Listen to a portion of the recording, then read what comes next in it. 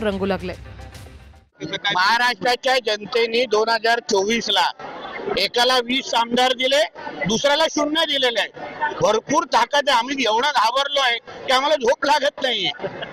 एवढी भीती वाटते आम्हाला लोकांना। भारतीय जनता पक्ष आमच्या जिल्हाध्यक्षांना घाम आलाय, मला घाम आलाय की आता आमचं कसं होणार।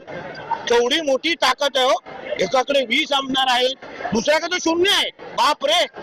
आणि आमच्याकडे तर 132 आहे। तो कशी तुलना होणार आमची या दोघांबरोबर। आम्हाला दोघांना फार चिंता वाटते आता हो।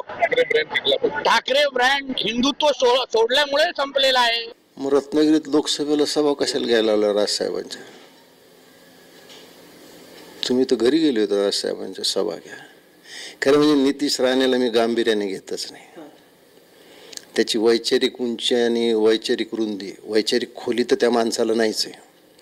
त्याची वैचारिक उंची म्हणजे नितेश राणे उभा राहिले तर त्यांची उंची लवंगे एवढी होते आणि ते बसले तर ते विलायची एवढे होतात। अशा माणसाचं काय सिरियसली घ्यायचं? माहिती